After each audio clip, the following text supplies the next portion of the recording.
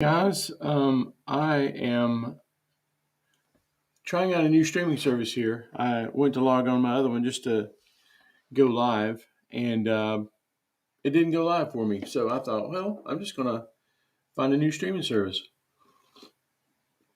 So I am, and I have no idea if anybody's listening to me or if it's being recorded or anything like that. And I just want to hang out with you guys this morning a little bit, kind of let you in on some things that I've been doing, some things that I have been liking on TV and software, plugins, that sort of thing. So let's see if there's a chat. Okay, so if there's anybody here, it looks like there's one person here right now. Can you say something in the chat just for me, just because we're friends? Um, Say hello. Okay, said say hello wrong. Anyway, so yeah, I'm just going to keep talking. Okay, I have been. I don't know if you saw this or not, but I did a plugin review. I don't do that a lot. My buddy Matt used to do that quite a bit. He's really good at it. He loves plugins. Um, what's up, Brian? Thanks for coming, man.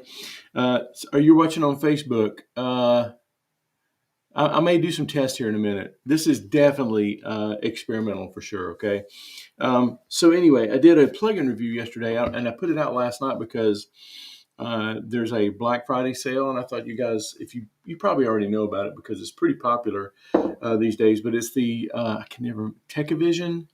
Uh, I keep remembering, I keep forgetting their brand name. It's really cool, but Techavision TDSer, and there's a free version of it that's really good. I think that de-essers are kind of they're like I don't know. I tend to go with our de-esser a lot, but there are some other ones out there, and this is definitely a contender. They sent me a license to try out the paid version, and I think the paid version is great too if you want that flexibility. But the free version is pretty cool. Anyway, check the on YouTube channel. I will try to find it right now and put it on there. Hopefully, this won't feed back or anything like that. Hey, it looks like I'm live. Wow, the technology is really cool. Let's see, my channel. I'm going to find that link real quick.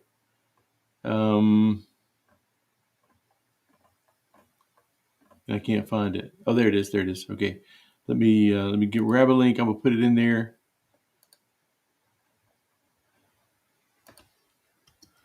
And let you see it, just in case you haven't seen it.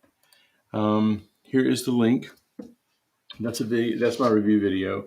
I did a little bit of de-essing on some vocals, and I don't think this made it to the final cut, but I actually tried it on acoustic guitar and liked the way it sounded on acoustic. It added a little bit of jangly something on the top end that was pretty cool. Hey, see, there's 4 people now. My ego is. There's only 4 people watching, but I would like to know who every one of you are. So I know that Brian's here. He's watching from Facebook. So anyway, while you guys are saying hello, don't be rude. Say hello, okay? I was going to tell you about something I have been doing lately. I've been doing this. First of all, I've been doing I did a very kind of last minute live stream last Tuesday when I was going to White House, Tennessee. I'm doing a stage show, it's a dinner show, and man, it's an adrenaline rush because although I've rehearsed, I haven't done one yet. My first one is actually Thursday, and so we're using Reaper. This may be a good time for me to do this. Let me fire up Reaper real quick, show you a little bit more. Hopefully, this won't crash the system. Reaper doesn't, but I was going to show you a little bit of what I'm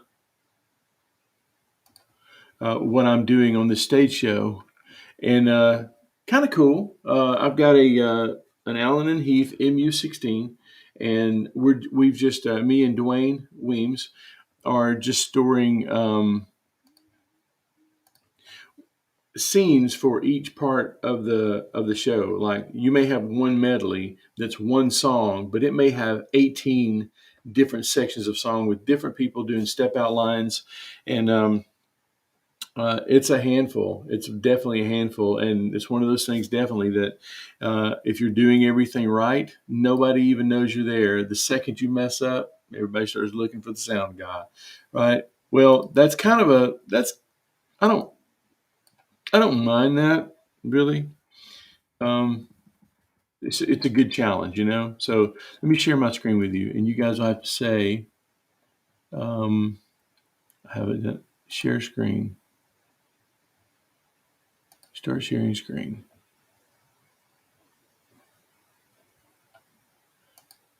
We'll see what this is like. It's going to feed back on me, I know, but anyway, let's do this. Okay, I'm assuming that you can see this. Let me peek real quick just to see. Yeah, it looks like it because I saw the feedback. Going to show you real quick. So here I've got Reaper, which is pretty impressive. Reaper as a program. I'm running an evaluation license. I have bought a license, and I do have an intention of buying another license. I bought one for the church, and I don't think they're using it anymore. I may see if I can talk them out of it.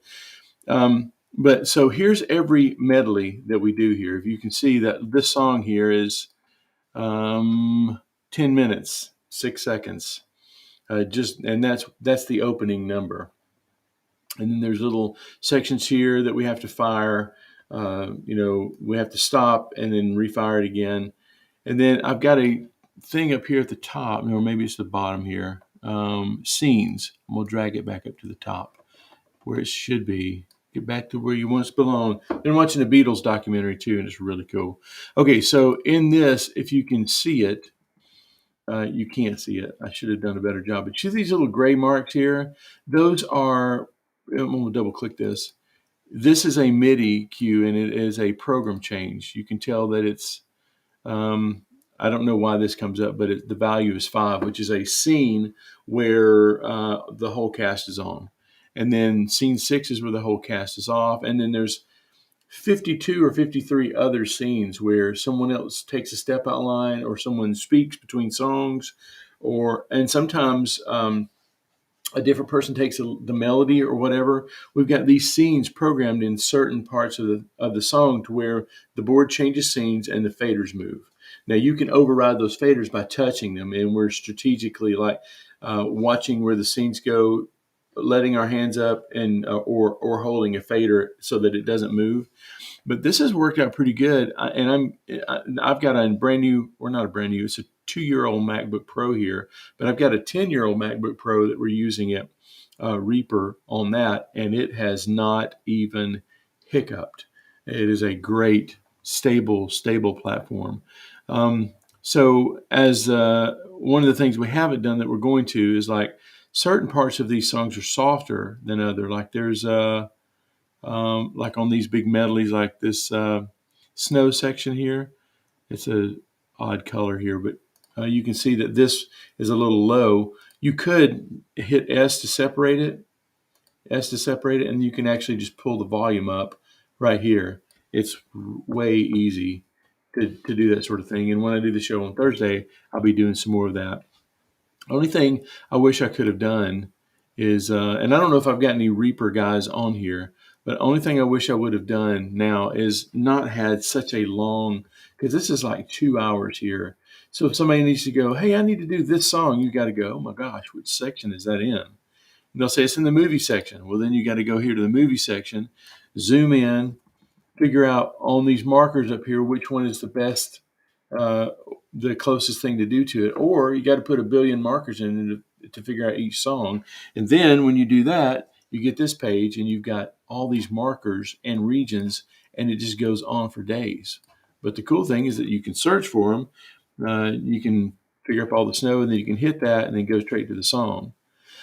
But looking back now, I wish I would have made tabs. And the thing about Reaper, and I feel like they're ahead of a lot of DAWs, because you can actually have several songs open at once in the same DAW, and it'll tab. So you can take a whole section of a song where, like I had here, like I've got this snow section right here all in blue. It's really loose, but I wonder if I can just take this. Let me right click it. No, no, if I can, but take that and make it a tab. And then you just open the second song tab.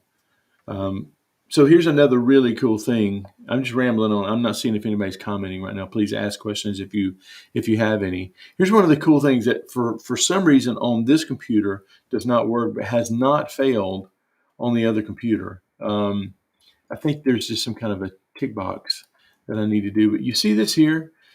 You can actually add a marker. This guy here, I'm gonna double click it. You can add a marker, and then you can make the marker have a command. Like this is something you can do in Reaper. You can't do in Pro Tools or any other DAW that I'm aware of. You can actually make this do a command. So when it goes past the marker, you can make it stop, which is really simple, but oh my gosh, how handy is this? So that's not even the handiest thing. So 40044 is the command to make it stop. For some reason, it is not stopping on this computer. So when I get to the end of this cue, it'll automatically stop at the venue. If anybody knows this, please let me know. So stopping is not the only thing you can make it do. I'm going to go to Shift and question mark, and you can actually look for anything here. All of these things right here have an identifier with it. So you can do an exclamation point and then the identifier, and when it hits that marker, it will do what you ask it to do. So if you wanted it to go to marker, if you wanted it to go to marker 11, let's just say the next song on the next tab was marker 11, you could do this, and you could copy the selected action command, which I don't think they're showing here. Let me pull this over here so you can see what I'm talking about. Show the action command. Oh, well, just trust me. There is an action command, and it's 4 letters. And I bet you it'll be those letters right there. See that 41251? You may not be able to see it, but you can actually take that and you can create a marker here by hitting this. And then you can do exclamation point and then paste, and that marker is right there. And we've been doing all the start markers red so that we can actually see when it's supposed to start.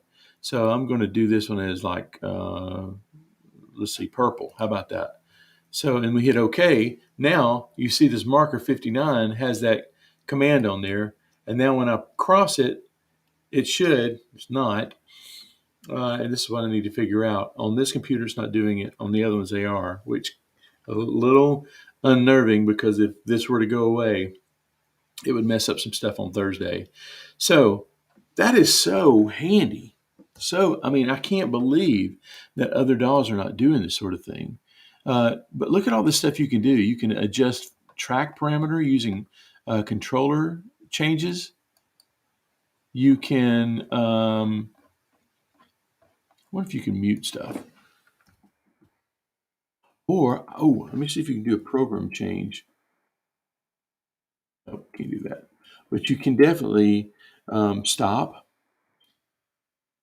transport, play, stop, and you copy that action ID, and I'm just going to paste it right here so you can see it, 40044.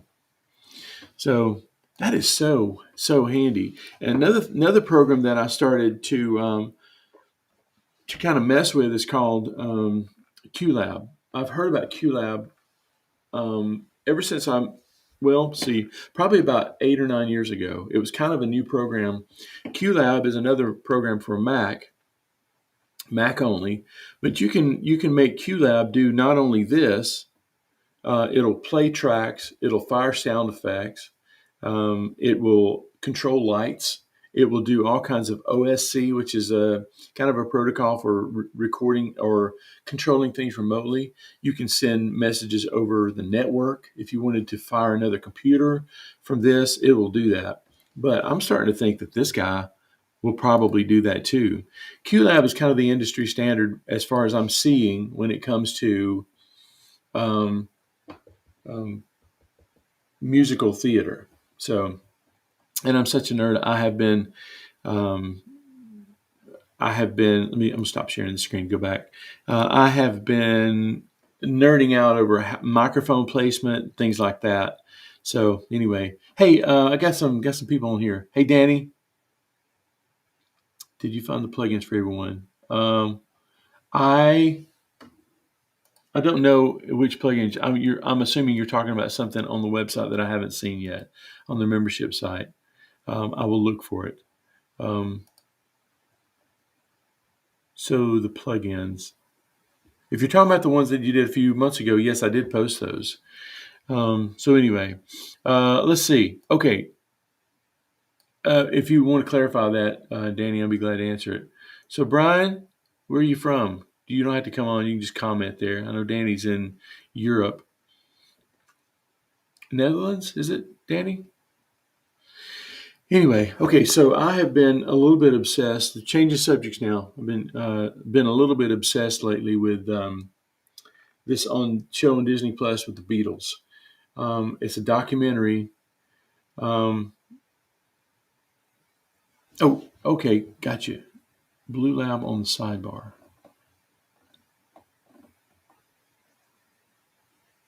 I'm not sure. Clarify, Danny. I'm sorry, bud. I'm a little slow. Been working hard lately. Back to the Beatles thing until Danny figures that out, or until Danny helps me figure it out.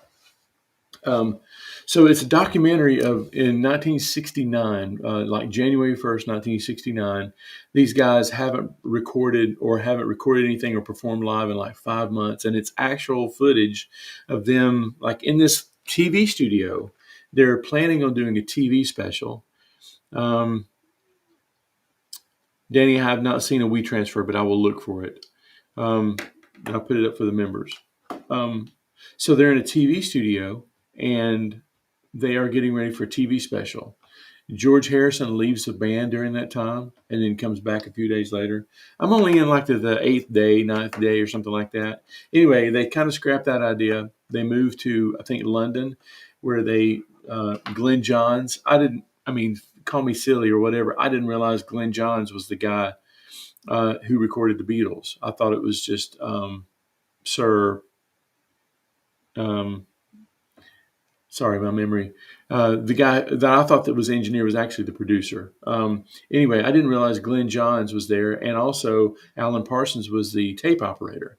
Anyway, there's video of them in their youth doing all that stuff. And the cool thing about it was um, when they left the TV studio and went back to um,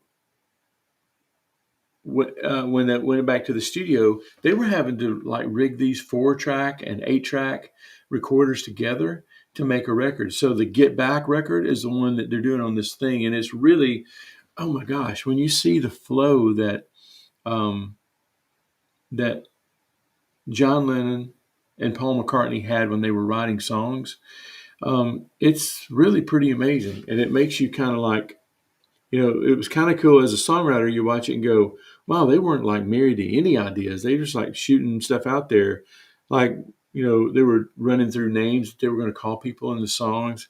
It's just, and I can imagine George Harrison, um, his frustration when you get those Lennon and McCartney face to face, like just riffing off of each other, writing a song. And here's George Harrison, just kind of like coasting along, feeling like at that point he didn't have a lot of input. He did, but anyway, I can see how he would get frustrated and want to take a few days off. Anyway, I'm into the third episode. Each episode is like 3 hours long, and oh man, uh, it's it's pretty cool to see them come up with these ideas like Get Back and also what was his name, the keyboard player. Billy Preston came in, and man, he really added a lot to the Beatles. And it wasn't just that the public or the newspapers or whatever called him the fifth Beatle; they called him the fifth Beatle.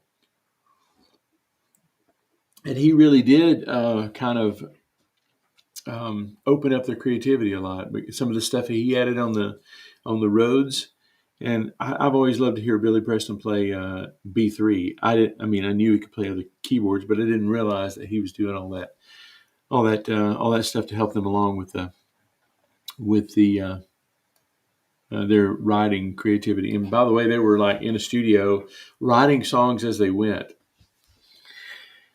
And one of the things that I was kind of dealing with is like wasting time. Like I'm wasting time watching this. And then I was watching them wasting time, sitting around singing cover tunes and just playing around and goofing off.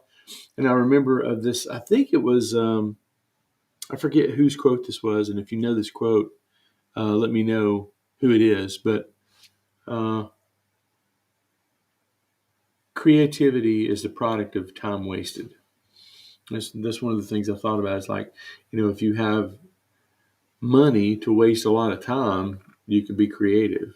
And I know that's kind of a catch-22, and it could be kind of toxic, I guess, a little bit too, because there's a lot of pressure when you're wasting time, and there's a lot of pressure. Let's see what this does. Chat overlay. Oh, cool. So you can see chat in real time. That's cool. If you got here late, I'm just testing out this new platform called Restream, thinking about buying it, and I'm liking it so far. So let's see. Hey, Danny, do a little chat there and see if it pops up. Danny, I see that zip file in the sidebar. I'll put it up there. Okay, so let's see, graphics. Let me see about graphics here. Oh yeah, trick or treat. I bet I could put my own graphics in there too. Video clips. Let's see about this.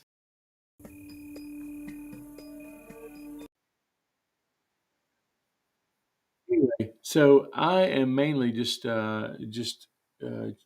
experimenting here, chatting with some friends here. I haven't been doing a great job of letting you know when I'm going live, because this morning I was just like watching the Beatles thing, about to get to work, and thought I want to go live.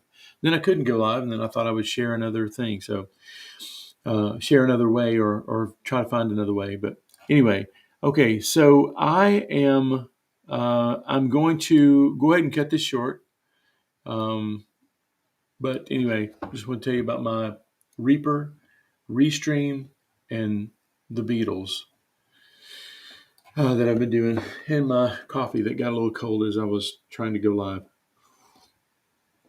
Okay, guys, I'm going to take off now. Danny, I will go right now and go to the website and post this in the comment section. Or, you know what, I'll put the folder that the uploads go in on a place where everybody can find them. All right, that's cool. Okay, I think I may like this Restream thing. I may get rid of the other platform. So anyway, okay, guys, I will let you go. I don't know where the buttons are, but the one that says end stream, I think I'm going to do that one. So, Danny, good seeing you. Brian, good seeing you. And I don't know who the other person is on here, but I will see you next time.